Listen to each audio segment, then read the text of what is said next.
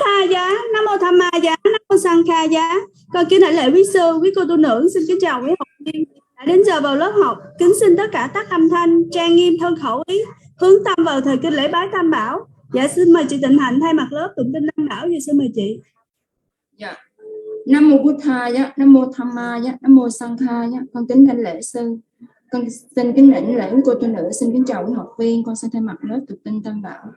Sage kame cha rupe girisi karata te chantali ke vimane di pera te chagame taruana gahane ge hawa thum hi khete phẩm ma cha yan tu de wa chala thala visame ya khagan tha panaga ti than ta santi ke yang muni warawa chanang sa thawo me sư nạn tu tham ma sawana cả lô ayam pha đan ta tham ma sawana cả lô ayam pha đan ta tham ma sawana cả lô ayam pha đan ta. Nam mô tassa bhagavato arahato samma sambuddhassa. Nam mô tassa bhagavato arahato samma sambuddhassa. Nam mô tassa bhagavato arahato samma sambuddhassa. Buddhang saranang gacchami, dhammang saranang gacchami, sanghang saranang gacchami, dutiyampi buddhang saranang gacchami, dutiyampi dhammang saranang gacchami, dutiyampi sanghang saranang gacchami, tatiyampi buddhang saranang gacchami, tatiyampi dhammang saranang gacchami, tatiyampi sanghang saranang gacchami. Iti piso bhagava arahang samma sambuddho vijjacharana sampanno sugato lokavido anuttaro burisa dhamma sarathi sathade. Quamanua sanang buddho bhagavati nati me saranang anyang dhammo me saranang quarang etena sajavachena hotu me. Jaya mangalang uttamang gena vandehang badapang songwarutamang vuateyo khalito doso buddho kamaputang mamang. Swakato bhagavata dhammo sandithiko akaliko ehipasiko opanayiko pachatang ven. Titapo venyo hitinati me saranang anyang dhammo me saranang quarang etena sajavachena hotu me. Jaya mangalang uttamang gena vandehang dhamman chaduvidhang quarang dhamme yo khalito doso dhammo kamaputang mamang. Sobati banno bhagavato sāvaka saṅkho uccuvati banno bhagavato sāvaka saṅkho ñāyapati banno bhagavato sāvaka saṅkho sāmi jivati banno bhagavato sāvaka saṅkho yadidang cattari purisa yogani atha purisa mokkala. Esa bhagavato sāvaka saṅkho ahunaiyo pahunaiyo dakinaiyo anjalikaraniyo anuttarang punyakhetang loka satinati me saranang anyang saṅkho me. Saranang quarang etena sajavachena hotu me. Jaya mangalang uttamang gena vandehang sanghang chaduvidhatamang saṅkhe yo khalito doso saṅkho kamaputang mamang.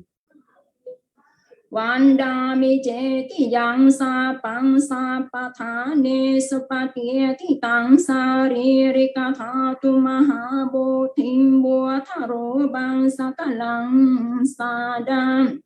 Sambuddhe Atavi Sanja Dwada Sanja Sahasake Panja Sata Sahasani Namami Sirasa Aham Te Sanghamanja Sanghanja Adare Nanamami Hang Namakaranu Phawe Nahan Tua Sape Upaptawe Aneka Antaraya Pivina Santua Se Sato Sambuddhe Pancha Panya Sancha Chatuvi Sati Sahasake Dasa Sata Sahasani Nama Sirasa ahang te sang tham cha sang khan cha dare namami hang namakaranu pha ve nahan tua sa te upa prawe aneka antaraya pivina santua se sato sambuddhe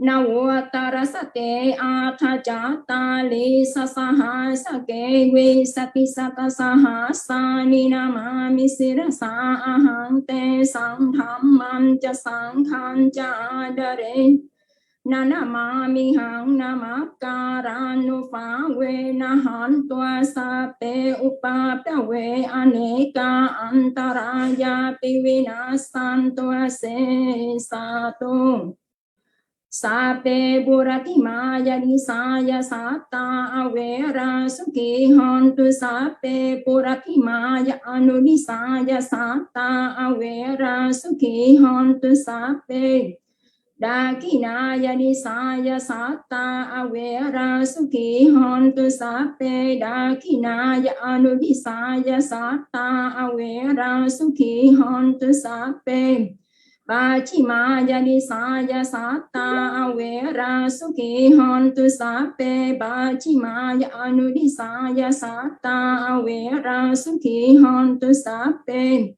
Uttaraya nisaya sata awera suki hontu sape Uttaraya anudisaya sata awera suki hontu sape Ubari maya disaya sata awera suki hontu sape heti maya disaya sata awera suki hontu sape sata awera hontu sukita hontu nidokha hontu apyapacha hontu anikha hontu dikha yuka hontu aroga hontu sambati samichantu sukhi atanang bariharantu dokha pata janit dokha paya pata jani paya soka pata jani soka hontu sape dibanino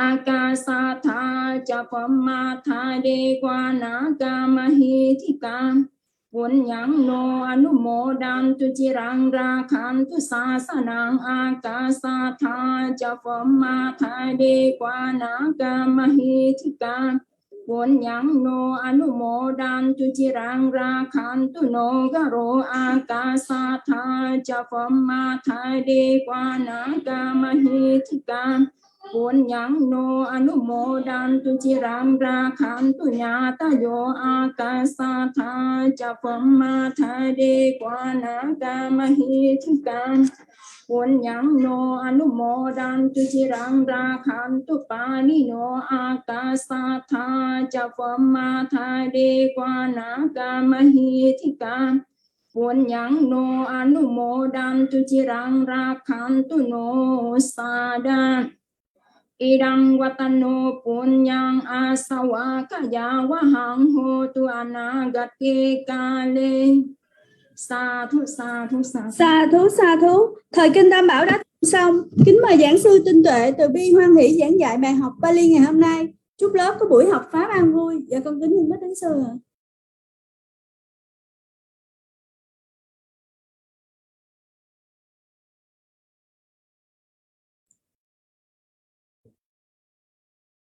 Dạ con cúng kinh, con kính lãnh lễ sư ạ. Nam mô Phật Thầy giá, Nam mô Tham Mày giá, Nam mô Sang Khai giá. Xin chào các học viên. Vậy chúng ta hôm nay chúng ta học tiếp bài số 2 đó là phần liên quan đến lịch sử Đức Phật, là phần xuất gia. Trong bài số 2 này thì sau phần lịch sử mà chúng ta đã học hôm trước thì chúng ta có phần phép sử dụng ngữ cách trong tiếng Bali. Thì thật ra cái sử dụng ngữ cách này á, là mình đã học từ ở trong quyển 1. Tức là mình đã sử dụng từ cách thứ nhất, cách thứ hai cho đến cách thứ 8. Mà người ta chưa giải thích cho mình ở trường hợp, giải thích cụ thể ở trường hợp nào mình sử dụng cái ngữ cách nào. Ở trong quyển 2 này thì mở rộng cho mình thêm cái phần đó, để khi mình sử dụng nó, mình biết sử dụng nó ở trong trường hợp nào. Tiếp theo đó phần bảng chia các danh từ. Bảng chia các danh từ thì ở quyển 1 là mình đã học được như là mình mới học được dạng ác a, dạng ác a, ác nam tánh, ác trung tính, rồi a nữ tính, rồi ý kiểu dạng nam tính, nữ tính và trung tính, rồi y ở dạng nam tính. Thì bắt đầu ở quyển 2 này thì chúng ta học tiếp đó dạng y. Cái bài đầu tiên đó là liên quan đến bảng chia danh từ, đó là dạng danh từ nữ tính quỷ ngữ y, như là Devi. Rồi chúng ta cũng có phần đàm thoại để chúng ta tập đọc thêm. Bây giờ mình sẽ học trước cái phần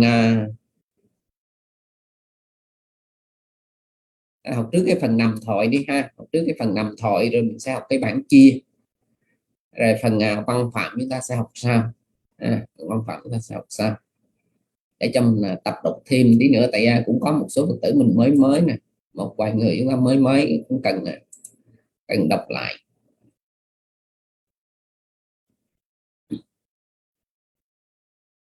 Phần nằm thoại này thì ở quyển 2 mình cũng hơi dài một tí, cũng hơi dài. Nếu chúng ta có sách thì chúng ta chịu khó để sách kế bên đi, để mình đọc cho mình học cho dễ. Tại ở trên màn hình này thì nhiều khi lúc mạng nó cũng bị đứt hoặc là rớt lên rớt xuống, nhiều khi mình không có nhìn được. Thì chúng ta có sách là để kế bên để mình đọc cho dễ. Làm thoại, cách hỏi, thăm sức khỏe gia đình sẽ đọc trước, rồi sau đó mời lớp nếu mà muốn thì mình có thể đọc luôn cả tiếng Việt để cho mình nhớ. Còn ở đây sư chỉ đọc cái phần Bali. Supharati toàn chiraya adithosi idani kỳ đi sang sappe ghê hạ chặt na. Toàn chiraya adithosi idani kỳ đi sang sappe ghê hạ chặt na. Mama mata pitaro jinna pana phatu phakini yo pi sukhi santu thum hi các thành giá tawa kulang sukho aham pi etrahi pana mai hang potati taro pi weyapata ahesung Poto Vicho Apicha Kita Achariyani Santothom Hi Aho Sundarang Toàn Punyawa Gì Quá Tathapi Toàn. Supharati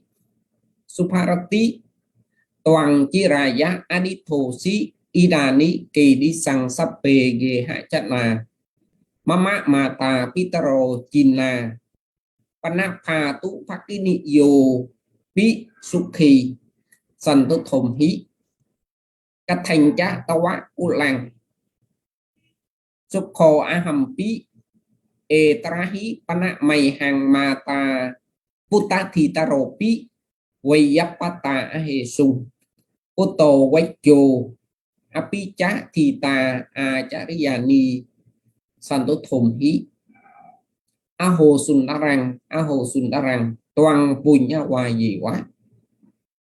Tathapi toàn. Rồi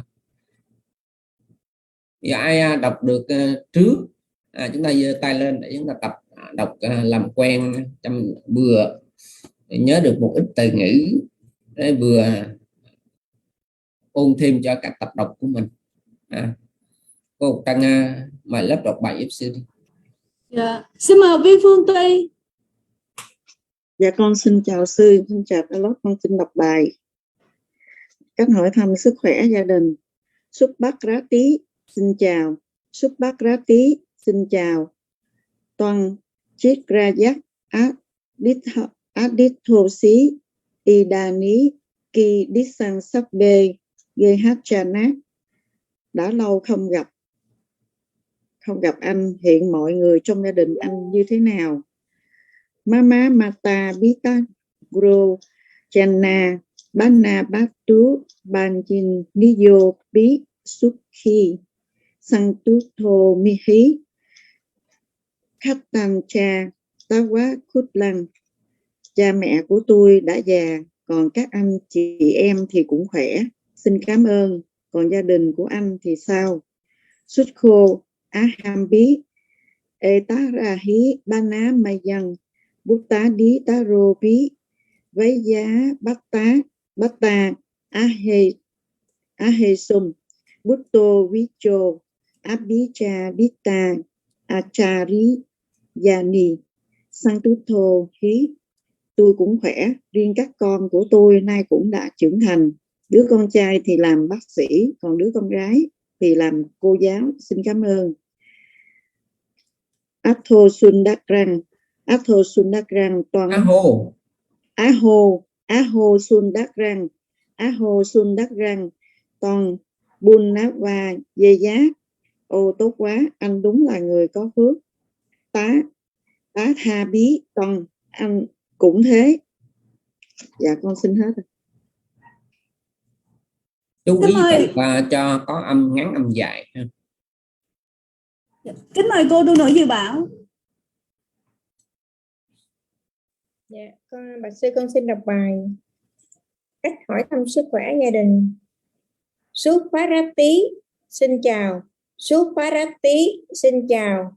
Con Chiraya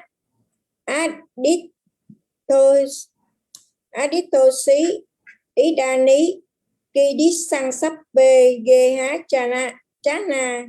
Đã lâu không gặp anh, hiện mọi người trong gia đình anh như thế nào?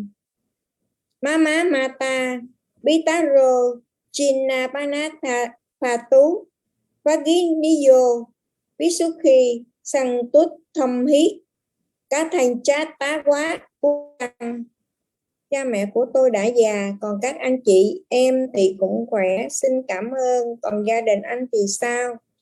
Sukho Ahambi Etarahi Pana Mayhan Uttathi Taropi Wayap Bata Ahesung Butto Weicho Apicha Ditha Dita Achariyani Achariyani Santut Thâm Hí. Tôi cũng khỏe, riêng các con của tôi cũng đã trưởng thành. Đứa con trai thì làm bác sĩ, còn đứa con gái thì làm cô giáo. Xin cảm ơn. Á hồ sùng đá rằng toàn bồn nay quà về ná. Ồ tốt quá, anh đúng là người có phước. Tá Tha Bí toàn anh cũng thế. Dạ con xin đọc xong ạ. Ui nhớ qua gì quá ha. Xin mời Viên Thiên Mã.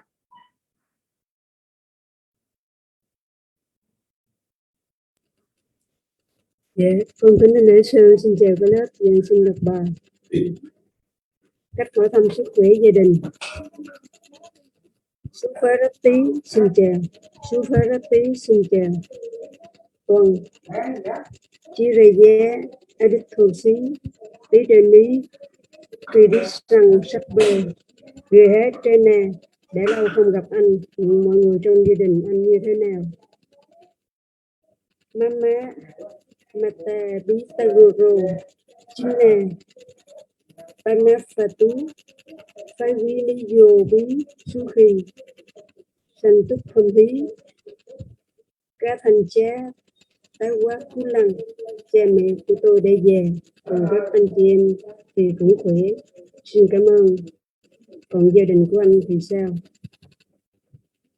Suko Á Hành Tí Teta Rahi Pana Mây Hằng Utta Thì Taro Bí Wayap Pata Ahasum Pito Wicho Abicha Sita Chari Jani Sanh thức thâm lý.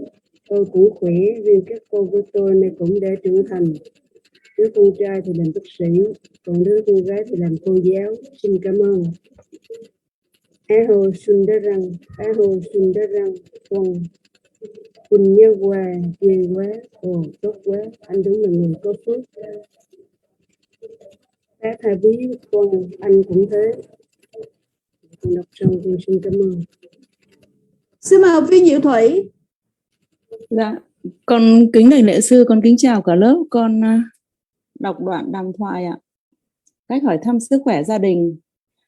Sufarati xin chào. Sufarati xin chào. Toang Chiraja Adithosi Idani Kirisang Sabbe Ghê Há Chana. Đã lâu không gặp anh. Hiện mọi người trong gia đình anh như thế nào? Mama Mata Pitaro Chinna Pana Phatu Phaginiyo Pí Sú Khi San Tức Thôm Hí Các Thành Chá Tao Quá Cú Lăng. Cha mẹ của tôi đã già, còn các anh chị em thì cũng khỏe. Xin cảm ơn. Còn gia đình của anh thì sao? Sukho Á Hằng Pí Ê Tá Rá Hí Pana Mày Hằng Puta Thì Taro Pí Wazap Pata A Hề Sùng Puto Wecho A Pí Chá Thì Ta A Chari Già Ní Săn Tút Thồm Hí. Tôi cũng khỏe. Riêng các con của tôi nay cũng đã trưởng thành. Đứa con trai thì làm bác sĩ, đứa con gái thì làm cô giáo. Xin cảm ơn. Aho Sundarang Toàn Bùn Nhá Qua Dê Quá. Ồ tốt quá, anh đúng là người có phước. Ta Thà Pí Toàn, anh cũng thế. Dạ con đọc xong rồi, con cảm ơn sự. Xin mời học viên Kim Cúc. Dạ, con xin đảnh lễ sư, con xin đọc ạ. Cách hỏi thăm sức khỏe gia đình. Suvarati xin chào. Suvarati xin chào. Toàn Chiraya Atithosi Idani Kirisang Sappe Geha Chana. Đã lâu không gặp anh. Hiện mọi người trong gia đình anh như thế nào? Mama Mata Bitaro Chinna Bana Phatu Phaginiyo Pí Sukhi Sang Tút Thơm Hí Cá Thành Chá Tá Quá Cú Lăng. Cha mẹ của tôi đã già, còn các anh chị em thì cũng khỏe. Xin cảm ơn. Còn gia đình của anh thì sao? Sukho Á Hầm Bí Ê Tá Rá Hí Pana Mê Hằng Bút Tá Thì Taro Bí Quá Dấp Bát Ta Á Hề Xu Bút Tô Vách Chô Á Bí Chá Thì Ta A Chá Rí Gia Ni Sanh Tút Thơm Hí. Tôi cũng khỏe. Riêng các con của tôi nay cũng đã trưởng thành. Đứa con trai thì làm bác sĩ, còn đứa con gái thì làm cô giáo. Xin cảm ơn. Aho Sundarang Toàn Quân Nhá Qua Về Quá. Ồ tốt quá, anh đúng là người có phước. Tá Tha Bí Toàn, anh cũng thế. Dạ bác sư cũng đã đọc xong. Xin mời học viên Lâm Thị Nương. Dạ con kính đảnh lễ sư và sư con đọc bài đàm thoại cách hỏi thăm sức khỏe gia đình. Sufarati xin chào. Sufarati xin chào. Toàn Chiraya Aditho Si Idani Kỳ Đi Sang Sắp Về Ghê Hát Chana.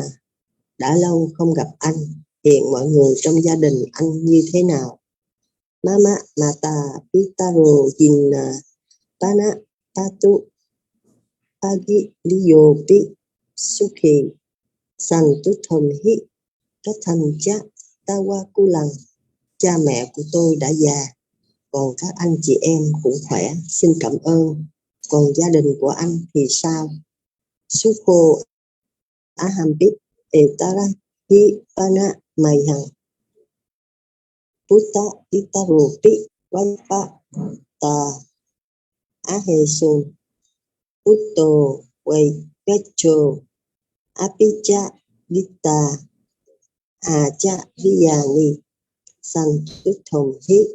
Tôi cũng khỏe, riêng các con của tôi nay cũng đã trưởng thành. Đứa con trai thì làm bác sĩ, đứa con gái thì làm cô giáo. Xin cảm ơn. Aho Sundarang, Aho Sundarang, toàn Punya Hòa về quá. Ồ, tốt quá, anh đúng là người có phước. Tá thà biết toàn, anh cũng thế. Dạ, con xin hết, con cảm ơn. Xin mời Viên Phiến. Dạ thưa sư, con xin đọc bài. Suparati xin chào, Suparati xin chào. Toàn chí trà giá á thích hồ xí, Idani kỳ đi sang sắp về hát chán nạp. Đã lâu không gặp anh, hiện mọi người trong gia đình anh như thế nào? Mama Mata Pita Rojina, Pana Phatu Pagini Yobi Sukhi, San Tut Thom Hi, các thành cha tâu quá cú lăng.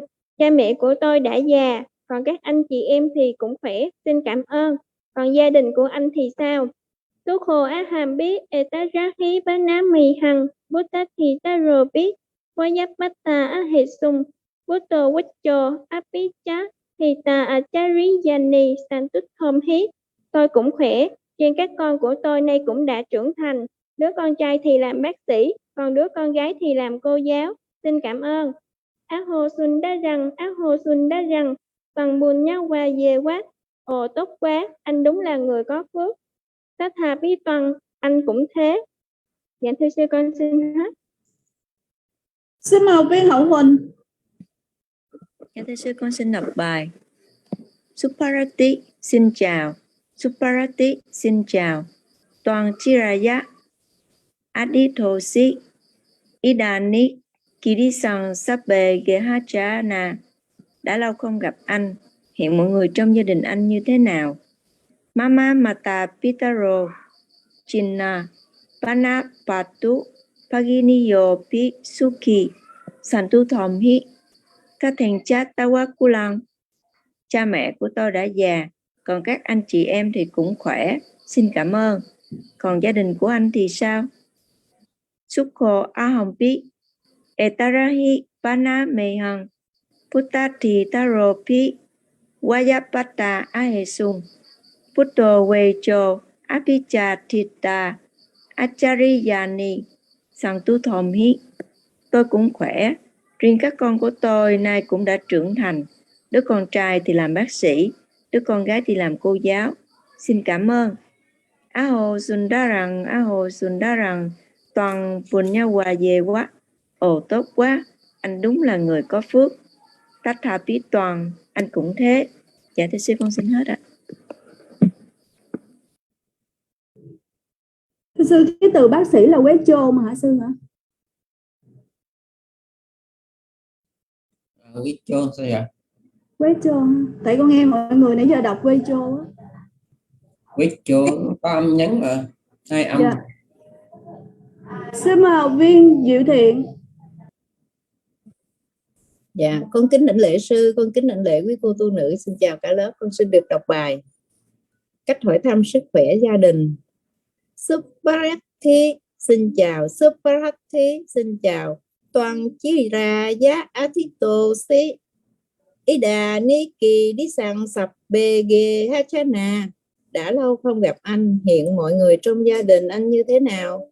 Mama Mata Bitaro Chinna Banapa Tuparikini Yo Pisuki Sàn Tút Thầm Hí.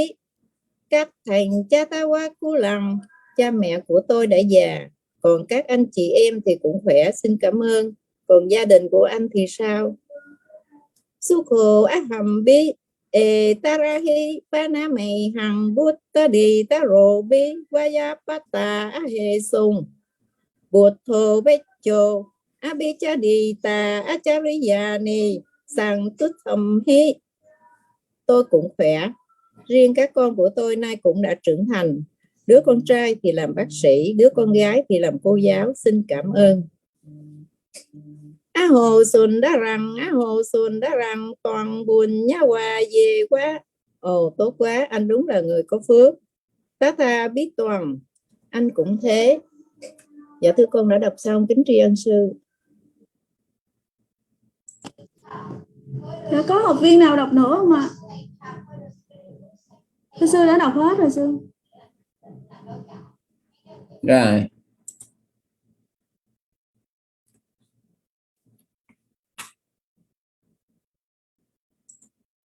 Bây giờ chúng ta học phần bảng chia ha, bảng chia. Thì đây là bảng chia của danh từ nữ tính vị ngữ y như là Devi, hoàng hậu. Giờ xưa đọc cái bảng đầy đủ rồi chúng ta sẽ chuyển qua tập chia ở cái bảng tóm tắt. Bằng tóm tắt. Chủ cách số ít Devi, số nhiều Devi, Deviyo, đối cách số ít Devin, số nhiều Devi, Deviyo.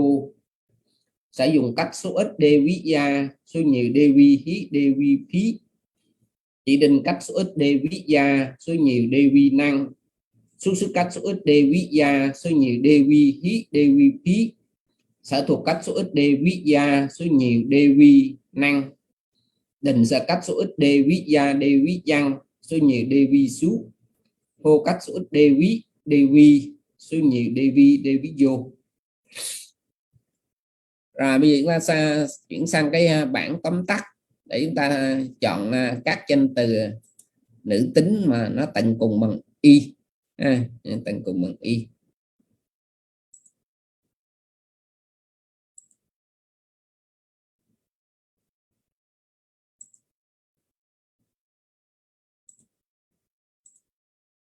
Thì đây là cái bảng chia tóm tắt của danh từ nữ tính tận cùng bằng y như là DB.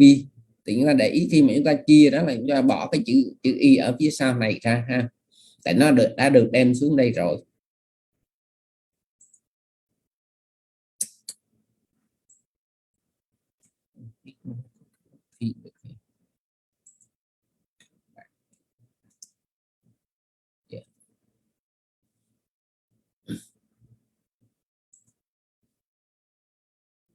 Rồi giờ xưa chia trước ở đây thì trong bài học mình thì nó là cái bảng chia bằng tiếng Việt.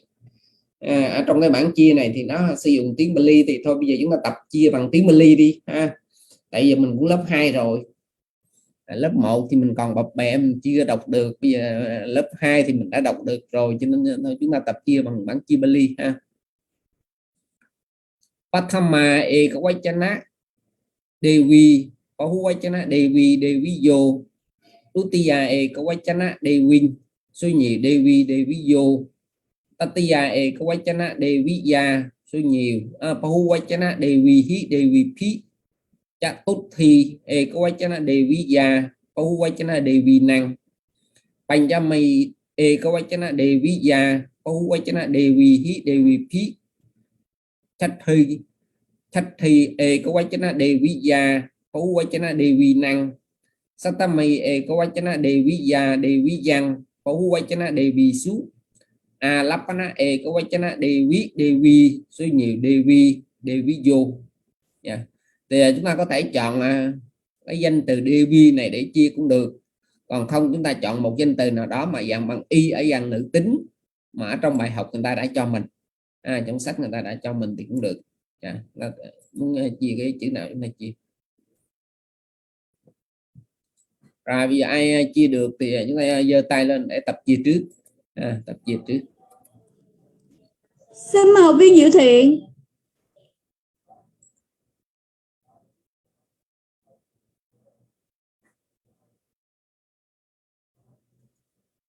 Cô Dự Thiện có chiêu mà.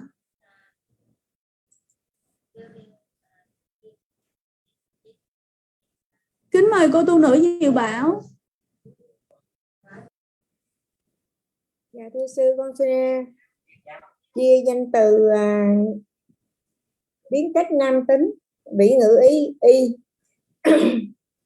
Pathama Ekawachana Bonami Bahuvachana Bonamiyo Tutiya Ekawachana Bahuvachana Bonamiyo Tatiya Ekawachana Bonamiya Bahuvachana Bonami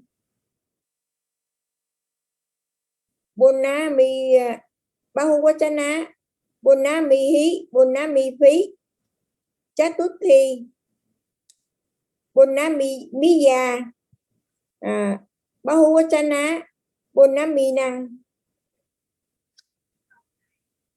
Panchami Ekawachana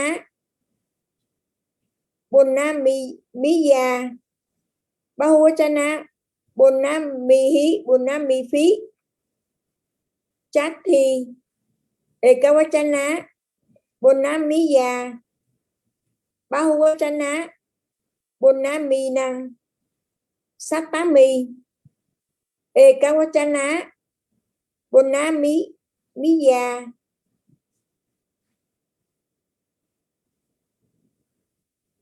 Bonamiyang Bahuvachana Bonamisu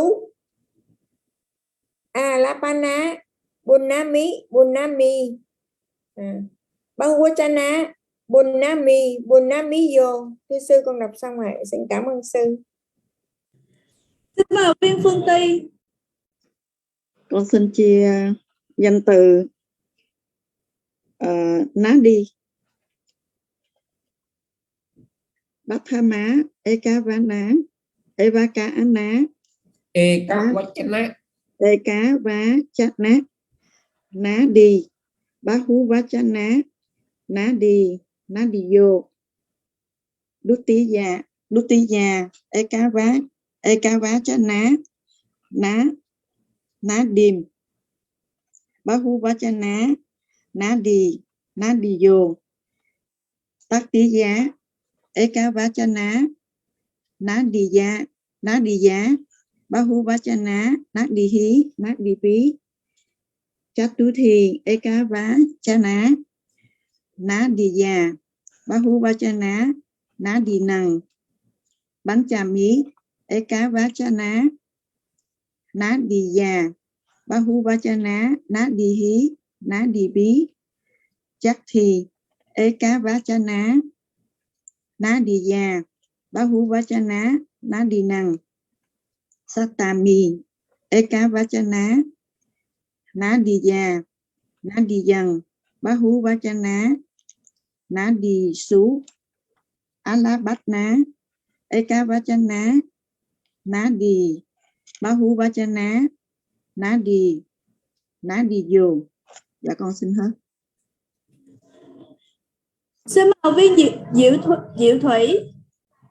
Dạ, bạch sư con xin chia danh từ nữ tính Cú Mari là thiếu nữ ạ. Pathama Ekawachana Cú Mari Bahuvachana Cú Mariyo Dutiya Ekawachana Cú Maring Bahuvachana Cú Mariyo Tatiya Ekawachana Cú Mariya Bahuvachana Cú Marifi Chatuthi Ekawachana Cú Mariya Bahuvachana Cú Marinang Panchami Ekawachana Cú Mariya Bahuvachana Cú Marifi Chathi Ekawachana Cú Mariya Bahuvachana Cú Marinang Satami Ekawachana Kumariya, Kumariyang, Bahuvachana, Kumarisu, Alapana, Eka Vachana, Kumari, Bahuvachana, Kumariyo. Dạ con xin hết ạ. Con cảm ơn ạ.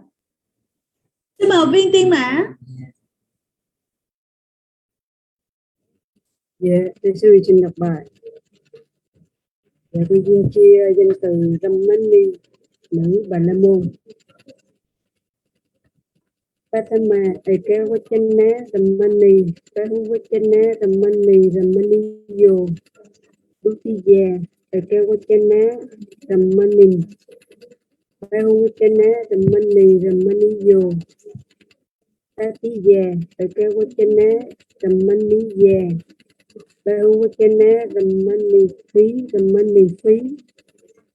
Chatuthi Ekavachana Ramaniya, Bahuvachana Ramani năng. Panchami Ekavachana Ramaniya, Bahuvachana Ramani phí. Chatuthi Ekavachana Ramaniya, Bahuvachana Ramani năng. Saptami Ekavachana Ramaniya, Ramaniyang, Bahuvachana Ramani sú. Alapana Ekavachana Ramani, Bahuvachana Ramani, Ramaniyo. Dạ thưa sư, con đã đọc xong, con cảm ơn. Xin mời viên Kim Cúc. Dạ, bạch sư, con xin chia danh từ Brahmani là nữ Bà La Môn. Bhattama Ekavachana Brahmani, Bahuvachana Brahmani, Brahmaniyo. Dutiya Ekavachana Brahmanin, Bahuvachana Brahmani, Brahmaniyo. Tatiya Ekavachana Brahmaniya, Bahuvachana Brahmanihi, Brahmani phí. Chatuthi Ekavachana Brahmaniya, Bahuvachana Brahmani năng. Panchami Ekavachana Brahmaniya, Bahuvachana Brahmanihi, Brahmani phí. Chakthi Ekavachana Brahmaniya, Bahuvachana Brahmani năng. Saptami Ekavachana Brahmaniya, Brahmaniyang, Bahuvachana Brahmani sú. Alapana Brahmani, Bahuvachana Brahmani, Brahmaniyo. Bà sư đã chia xong. Xin mời viên Phiên. Dạ thưa sư, con xin chia từ ná đi, có nghĩa là con xong. Pathama Ekavachana Nadi, Bahuvachana Nadi, Nadiyo. Dutiya Ekavachana Nadin, Bahuvachana Nadi, Nadiyo. Tatiya Ekavachana Nadiya, Bahuvachana Nadihi, Nadifi. Chatuthi Ekavachana Nadiya, Bahuvachana Nadinang. Panchami Ekavachana Nadiya, Bahuvachana Nadihi, Nadifi. Chakthi Ekavachana Nadiya, Bahuvachana Nadinang. Saptami Ekavachana Nadiya, Nadiyang, Bahuvachana Nadisu. Alapana Ekavachana Nadi, Bahuvachana Nadiyo. Dạ thưa sư, con xin hết. Xin mời viên Lam Hương. Dạ bạch sư, con xin chia danh từ nữ tính và đa si là nữ tỳ. Pathama Ekavachana Dasi, Bahu Vachana Dasi, Dasiyo. Dutiya Ekavachana Dasin, Bahu Vachana Dasi, Dasiyo.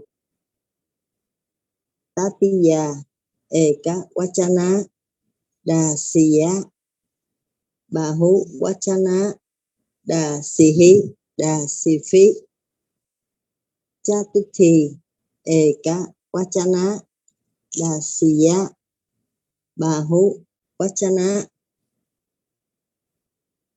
dasinang panchami eka vachana dasiya bahu vachana dasihi dasifi chatti eka vachana dasiya bahu vachana dasinang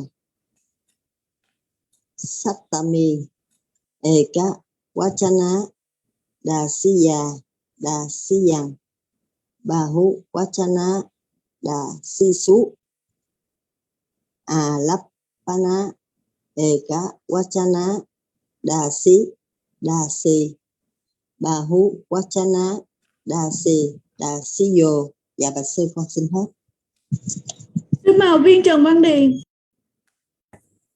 Dạ thưa sư, con xin chia cái danh từ Bhagini là chị, Bhatama Ekavachana Bhagini, Bahuvachana Bhagini Bhaginiyo, Dutiya Ekavachana Dutiya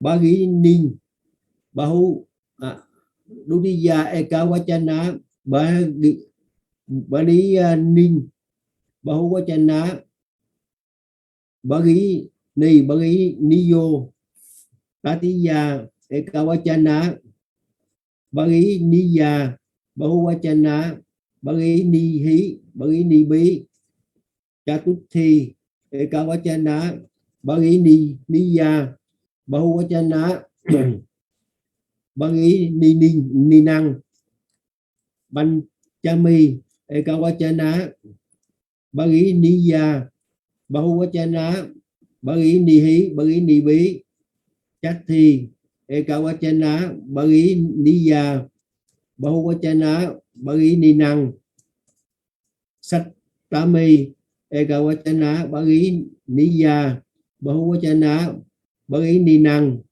Sattami Ekavachana Bhaginiya Bhaginiyang, Bahuvachana Bhaginisu, Alabana Ekavachana Bhagini Bahuvachana Bhaginiyo. Dạ con xin thấy ạ. Xin mời viên Hậu Huỳnh. Dạ thưa sư, con xin chia danh từ Phaweni, Padama Ekavachana Phaweni, Bahuvachana Phaweniyo, Dutiya Ekavachana Phawening, Bahuvachana Phaweniyo. Cái truyền thống á hả? Dạ. Cái đó phá chứ đâu phải là phá. Dạ, phá. Dutiya Ekavachana Phawening, Bahuvachana Phaweniyo, Tatiya Ekavachana Phaweniya, Bahuvachana Phawenipi, Chatuthi Ekavachana Phaweniya, Bahuvachana Phaweninan, Panchami Ekavachana Phaweniya, Bahuvachana Phawenipi, Chatti Ekavachana Phaweniya, Bahuvachana Phaweninan, Chattami Ekavachana Phaweniyang, Bahuvachana Phawenisu, Alapana Ekavachana Phaweni, Bahuvachana Phaweniyo. Dạ thưa sư, con xin hết ạ. Xin mời học viên Minh Lệ. Dạ thưa sư và cả lớp, con xin chia danh từ nữ tính. Con chọn từ là Anomanadi, là sông Anoma. Con chia từ Nadi thôi cho nó ngắn. Ha. Dạ, Chữ Nadi. Nadi thôi, là Dạ. sông thôi cho nó ngắn. Dạ. Parama, Eka Wachana, Nadi, Bahu Wachana, Nadi. Phuwachana. Bahu Wachana, Nadi, Nadiyo, Dutiya, Eka Wachana. Dutiya, Eka Wachana, Nadim, Bahu Wachana, Nadi, Nadiyo, Tatiya, Eka Wachana, Nadiya, Bahu Wachana, Nadihi, Nadithi, Chatuthi, Eka Wachana,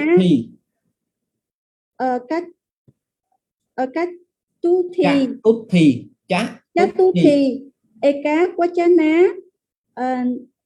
Nadiya, Bahu Wachana, Nadinang, Panchami, Eka Wachana, Nadiya, Bahu Wachana, Nadithi,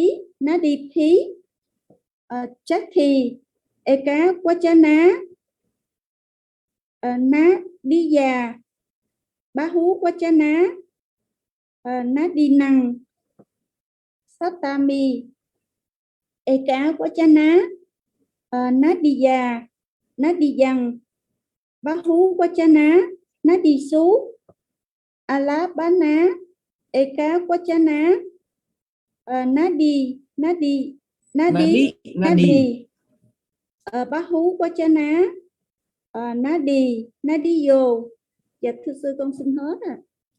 Chưa khoan, ta cứ đọc từ từ ha, đọc từ từ, đọc cho đúng chữ, là mình hiểu. Có quan trọng là mình hiểu, mình ứng dụng được cho cái bản chia này là tốt rồi.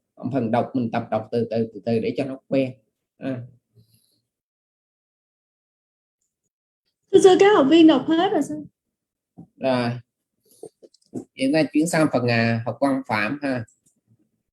Phần học văn phạm.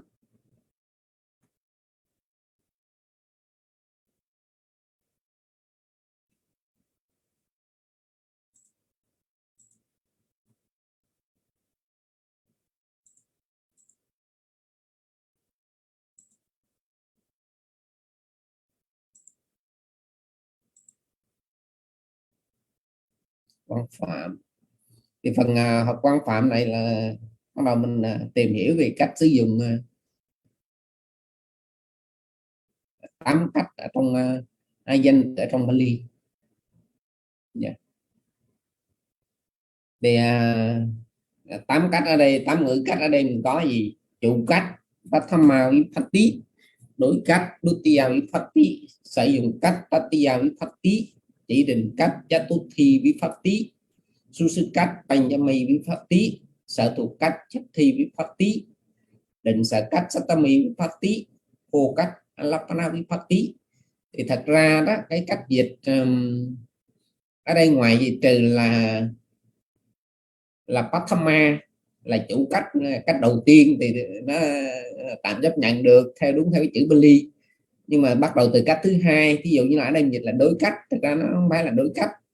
Cái chữ Dutiya đây chúng ta thấy là Dutiya nó là thứ hai, cách thứ hai, trong Bali nó gọi theo tự gì, cách thứ nhất, cách thứ hai, cách thứ ba, cách thứ tư, cách thứ năm, cách thứ sáu, cách thứ bảy, rồi hô cách. Nó gọi theo số thứ tự, gọi theo số thứ tự. Nhưng cái dịch ở đây đó là dịch để dịch theo cái nghĩa sử dụng của cách đó. Nhưng mà nó cũng không bao hàm được tất cả. Tức là dấu cách sử dụng phổ thông thôi, chỉ dịch được như vậy. Còn trong Bali thì nó là thứ nhất, thứ hai, thứ ba, thứ tư, thứ năm, thứ sáu, thứ bảy, rồi cuối cùng nó là hô cách. Thì bây giờ trước tiên là chủ cách Pathama Vipatti. Thì nó có một số trường hợp mà mình sử dụng chủ cách như sau. Thứ nhất đó là chủ cách làm chủ từ ở trong câu. Thì cái dạng này chúng ta gặp nhiều từ khi chúng ta học quyển 1. Ví dụ như là Rajakumaro Samanang Pasi, thái tử đã thấy vị Sa môn. Thì ở đây mình thấy là Rajakumaro nó là chủ từ, nó là chủ cách ở trong câu. Chủ cách ở trong câu thì muốn biết nó chủ cách chúng ta phải nhớ cái bảng chia của nó. Ví dụ như là Rajakumara nó danh từ nam tính vị ngữ Á và số ít nó là ô, mình được là Rajakumaro.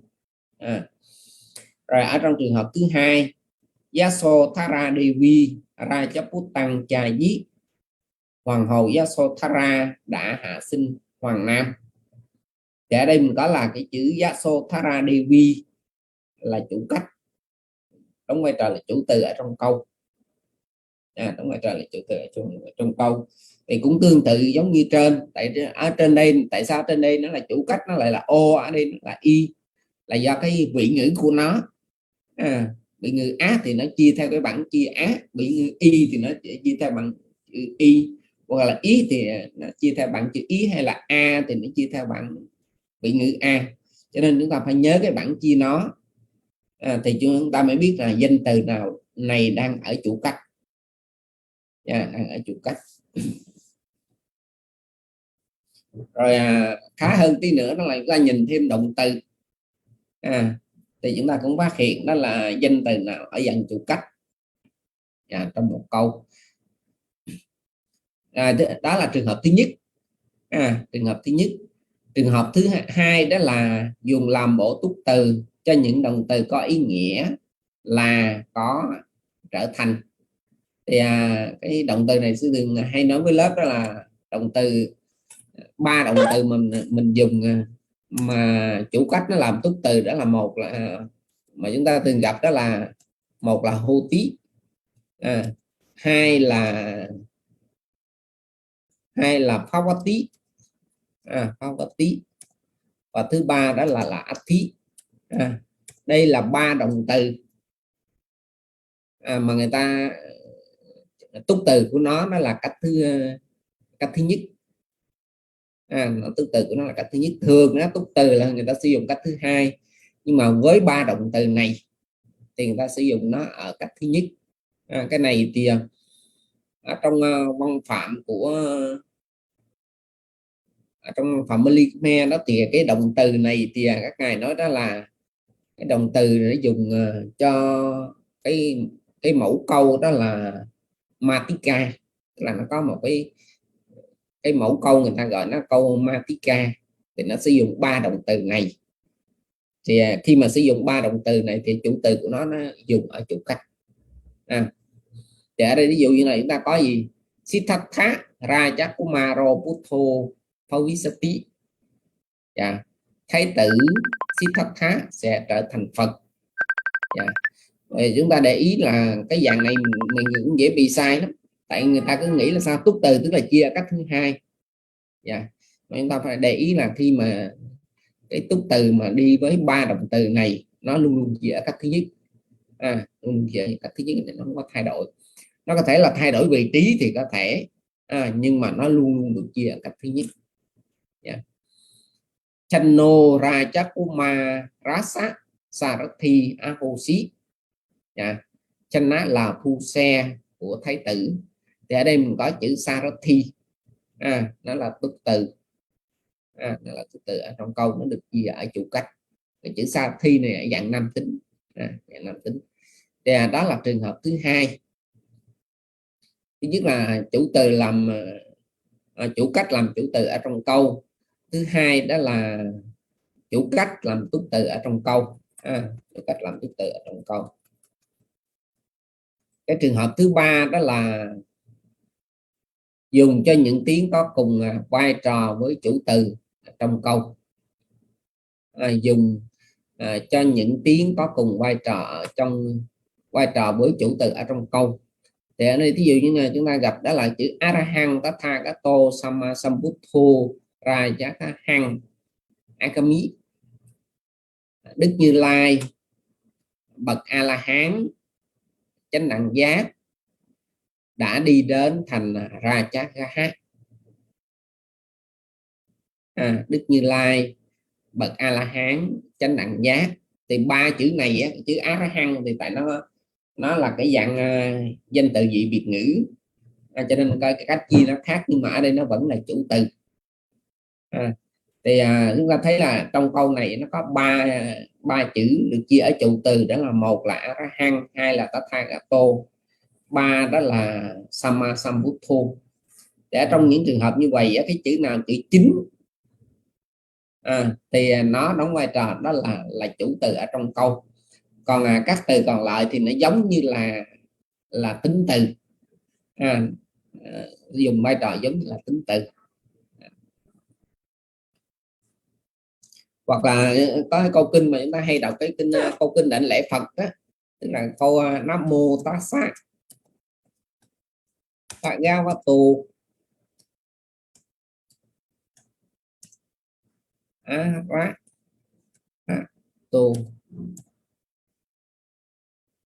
Không phải hả? Sama Sambuddhassa Sama Sambuddho Bhagavato Buddhang. Phải cái câu này nè, Arahang Sama Sambuddho, cái câu này thì không phải. Arahang Sama Sambuddho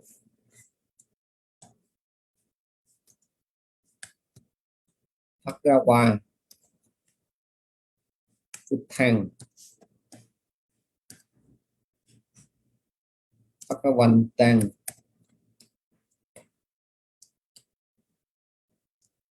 Apiwa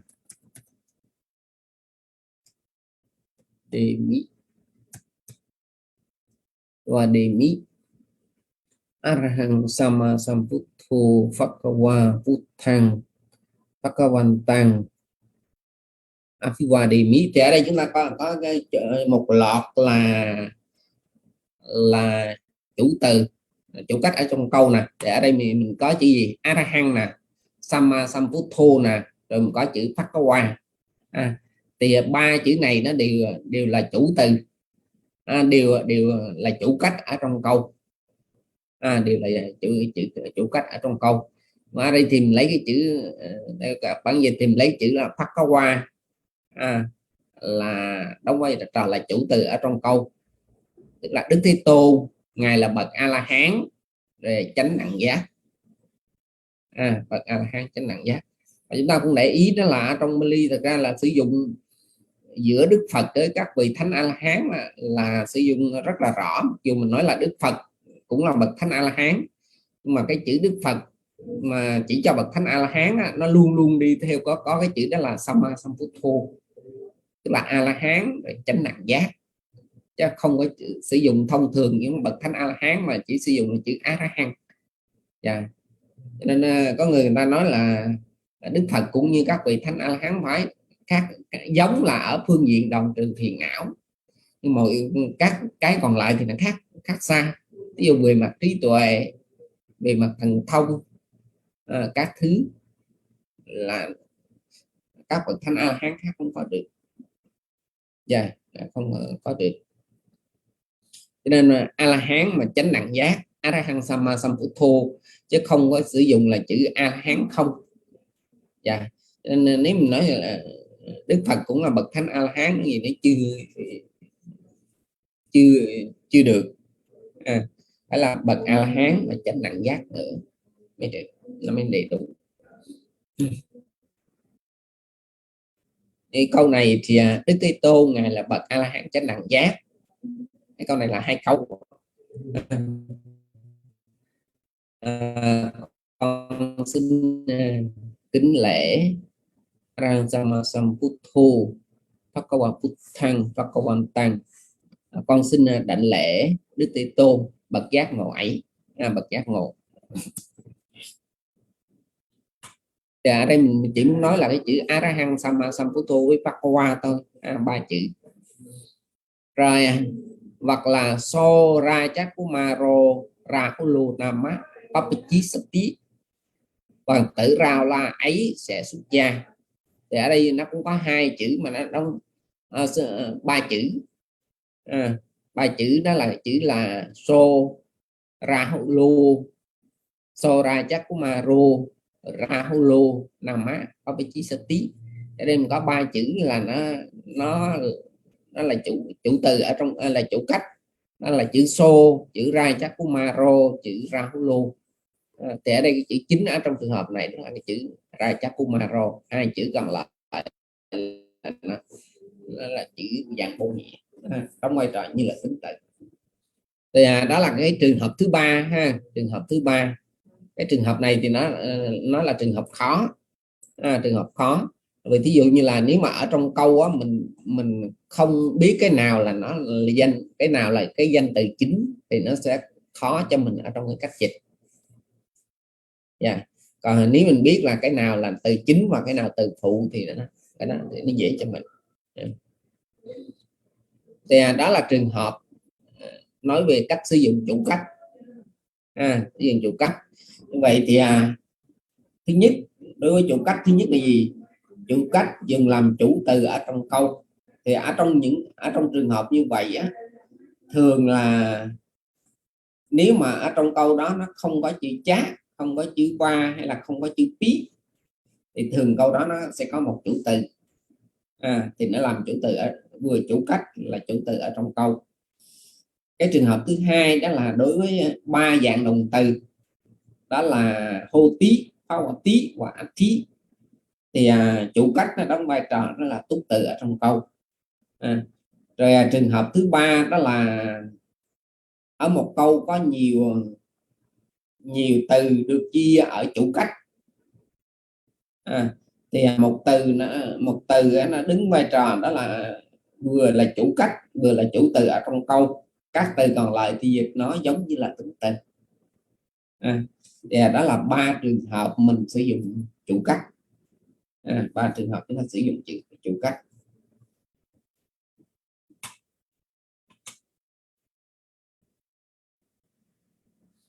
Hoặc là nói gọn là cái trường hợp thứ ba này á, trường hợp thứ ba này á, nguyên cái phần này nó thuộc về cụm chủ từ, nó là một cụm chủ từ, nhưng mà nói gọn lại là vậy.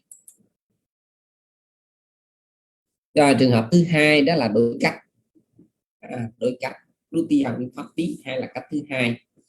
Cách thứ hai thì nó được sử dụng một số trường hợp như thế này. Cái phổ thông của cách thứ hai đó là dùng làm túc từ ở trong câu.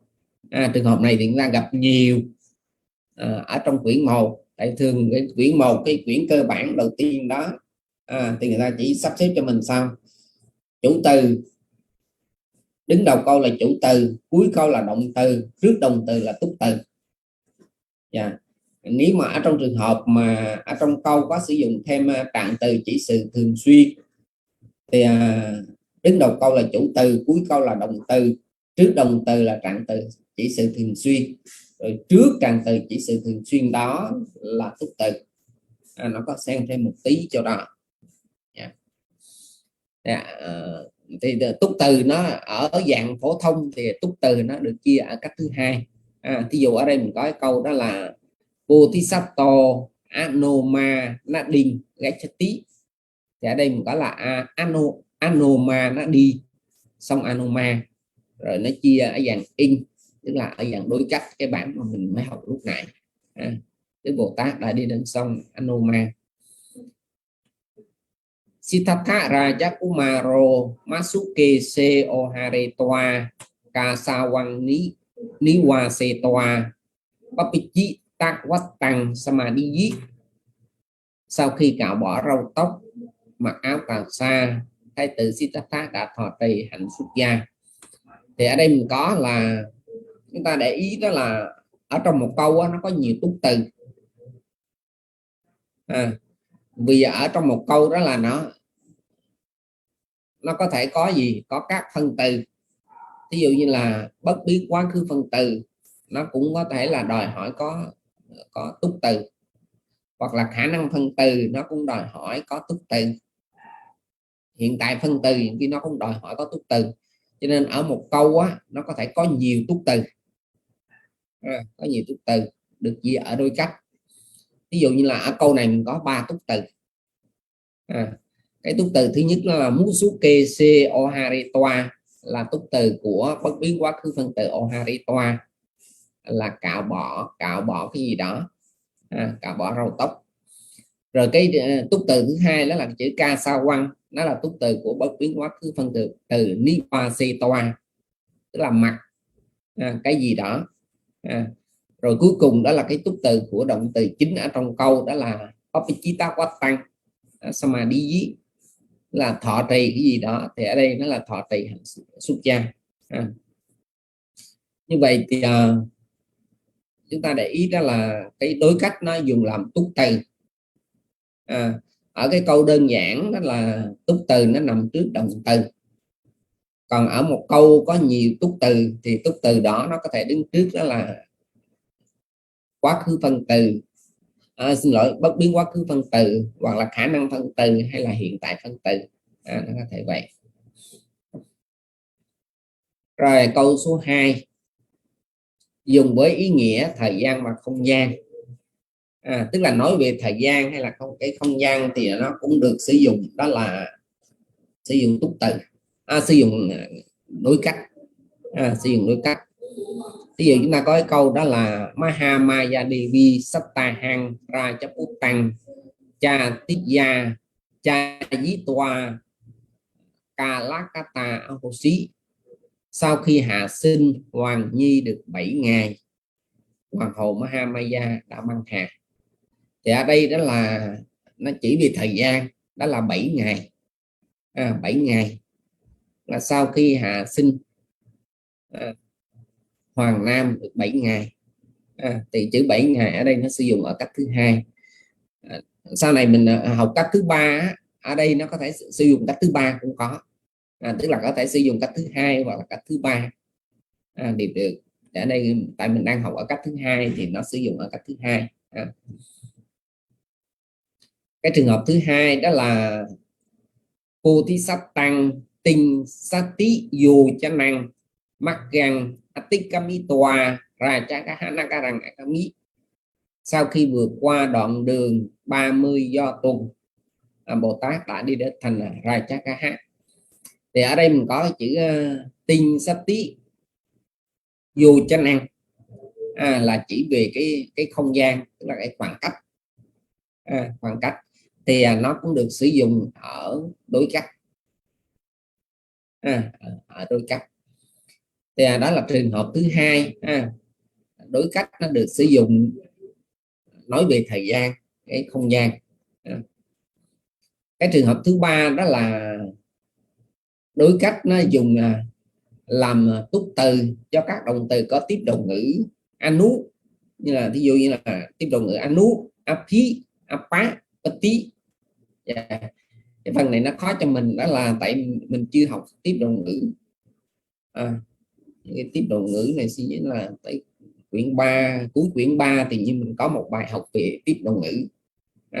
Mà mình tại vì tiếp động ngữ nó cũng được sử dụng rất là nhiều ở trong tiếng Pali. Thì chúng ta tạm nhớ một vài tiếp động ngữ này. Tiếp động ngữ này để khi mà chúng ta thấy nó thì chúng ta biết chắc đó là túc từ của nó là đối cách, sử dụng ở đối cách. Ví dụ mình có cái câu đó là Pancha Pramana Bodhisattva Anupapachinsu, 5 vị Bà La Môn đã xuất gia theo Đức Bồ Tát. Thì ở đây mình có là Papachati là xuất gia, động từ Papachati, Chati là xuất gia. Rồi nó còn thêm cái tiếp động ngữ là anu, là xuất gia theo ai đó. Thì cái túc từ của nó ở đây đó là, ở đây nó có tiếp động ngữ anu nè, giống như bài học của mình ở đây, anu, cho nên túc từ của nó là phải là đối cách, là Bodhisattva.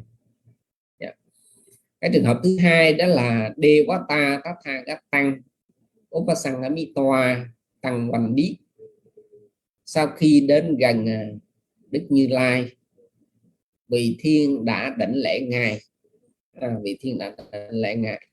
Thì ở đây mình có cái chữ Upasangamitoa. Upasangamitoa ra động từ Upasangamitoa. Thì Upasangamitoa động từ là nó có tiếp động ngữ là upat. Có tiếp động ngữ upat. Thật ra động từ này nó xài hai tiếp động ngữ, một là động upat, hai là tiếp động ngữ sang. Động ngữ sang. Rồi ngữ căn Kama.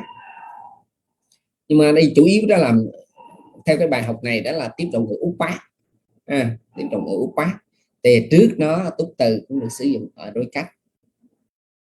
Đối cách đó là trường hợp thứ ba. Trường hợp thứ ba.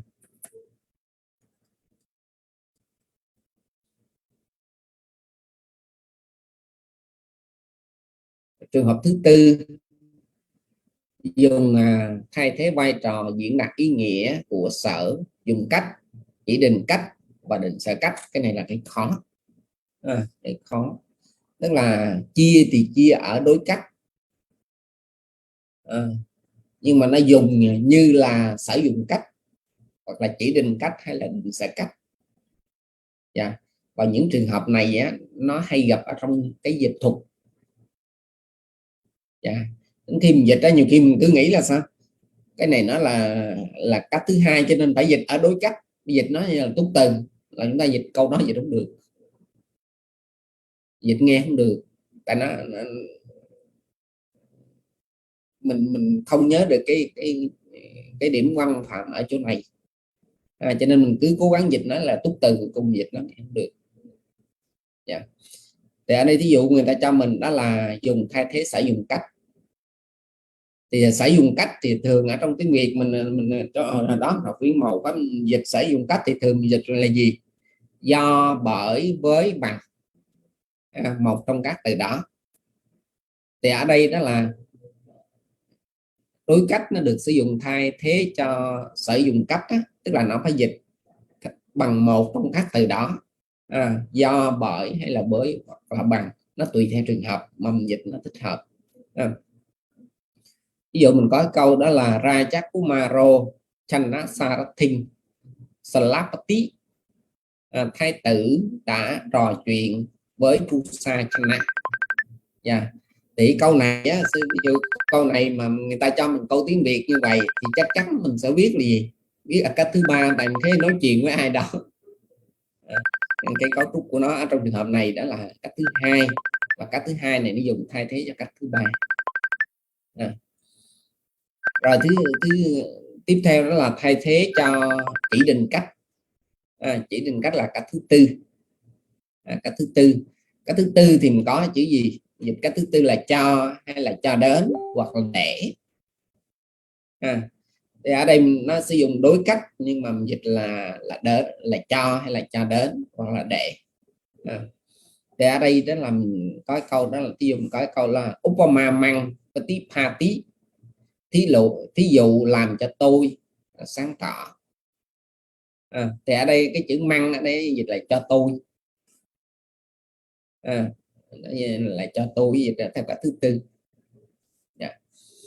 Rồi cái trường hợp thứ ba đó là nó thay thế cho định sở cách. Định sở cách tức là định sở cách thường dùng gì? Một là chỉ nơi chốn, hai là nói về thời gian. Một là nơi chốn, hay là thời gian. Đó là cái định sở cách nó thường được sử dụng. Cho nên mình mới có cái chữ đó là trên, trong hay là tại, ở. Trên, trong, tại, ở. Thì ở đây cái mặc dù được chia ở đối cách nhưng mà nó được dịch như vậy. Ví dụ mình có cái câu đó là e căn samayan, cái này mình gặp thường xuyên. E căn samayan phakawa sawathiyan viharati, một thuở nọ Đức Thế Tôn ngự tại thành Savatthi. Thì cái chữ một thuở nọ ở đây á, đúng là vào một thở nọ. Đúng là nếu mình dịch đầy đủ nó là vào một thở nọ. Thì nó là vào, trên, trong, tại, ở hay là vào, đó là chỉ cho thời gian. Dịch ở định sở cách. Hoặc là sau này chúng ta sử dụng ở cách thứ ba đó, mình có cái câu đó là về ná samai về ná, thì chúng ta cũng dịch là vào thời ấy. Thì ở trong trường hợp đó nó là cách thứ ba, nhưng mà nó dùng thay thế cho định sở cách để chỉ về thời gian. Và trường hợp này thì chúng ta gặp rất là nhiều. Trường hợp mà cách thứ hai hoặc là cách thứ ba nó dùng thay thế cho định sở cách á, rất là nhiều. Chỉ cái điều là cái trường hợp này mình dễ nhận ra nó lắm. Thường là nếu mà sử dụng nó thường đứng đầu câu hoặc là nó đứng sau chủ từ gì đâu đó, nhìn vào là biết là nó dùng thay thế cho định sở cách, nó dễ nhìn so với trường hợp thứ nhất và trường hợp thứ hai. Thì thôi bữa nay tạm hai cách đó đi, vì sao mình sẽ học tiếp nữa này, mấy cái này học từ từ để chúng ta thấm mới được cái cách sử dụng cách này. Vậy ở trong cách thứ hai này mình có 4 trường hợp. Thứ nhất đó là nó dùng làm túc từ cho động từ hoặc là phân từ ở trong câu. Thứ hai đó là dùng nói về ý nghĩa thời gian và không gian. Thứ ba đó là nó dùng làm túc từ cho một số động từ có tiếp động ngữ như là anu, api, upa, upati. Thứ ba đó là dùng thay thế cho 3 cách, đó là sử dụng cách, chỉ định cách và định sở cách. Đó là cách thứ nhất và cách thứ hai trong 8 cách của danh từ. Tại bữa nay thì mình tạm dừng như đây. Để kỳ sau chúng ta sẽ học tiếp. Ngày mai thì ngày mai các tỉnh nào học lớp vi diệu pháp thì chúng ta vẫn đổi lại tối chủ nhật ha, chủ nhật học vi diệu pháp. Rồi mời lớp tạm nghỉ, xin trả mic lại cho lớp. Mời cô một trang. Dạ. Buổi học kết thúc, chúng con kính tri ân sư đã dành thời gian giảng dạy Bali cho chúng con. Dạ kính mời cô tu nữ Diệu Bảo thay mặt lớp tụng kinh hồi hướng phước báo có được đến chư thiên. Dạ kính mời cô. Dạ. Nam mô Bụt Thầy Giá, Nam mô Tham Ma Giá, Nam mô Sang Khai Giá. Dạ, chúng con kính tri ân sư. Dạ, con xin thay mặt học viên trong lớp đọc kinh hồi hướng đến chư thiên ạ. Akasata Chapomata Devanaga Mahitika Bunyano Anumodantu Chirang Rakantu Sasanang. Akasata Chapomata Devanaga Mahitika Bunyano Anumodantu Chirang Rakantu Dogaru. Akasata Chapomata Devanaga Mahitika Bunyano Anumodantu Chirang Rakantu Nyatayo. Akasata Chapomata Devanaga Mahitika Bunyano Anumodantu Chirang Rakantu Panino. Akasata Chapomata Devanaga Mahitika Bunyano Anumodantu Chirang Rakantu No Sada. Idang Vatano Bunyang Asawakaya Wahang Hon Tuana Gate Kale. Sa thú, sa thú, sa thú. Sa thú. Kính mời quý học viên trở lại lớp Bali vào ngày thứ 6 hàng vào lúc 19h30 đến 21 giờ. Chúc sư và lớp có nhiều sức khỏe, tiến hóa trong pháp. Và kính chào cả lớp. Dạ, con kính tri ân sư buổi học hôm nay ạ. Con kính chúc tôi được nhiều sức khỏe. Xin chào cả lớp. Dạ, con kính tri ân sư ạ. Dạ, con kính tri ân sư ạ. Con kính chào cả lớp ạ. Rồi, chúc lớp sức khỏe, xin chào lớp ha. Chúc sư ngủ ngon.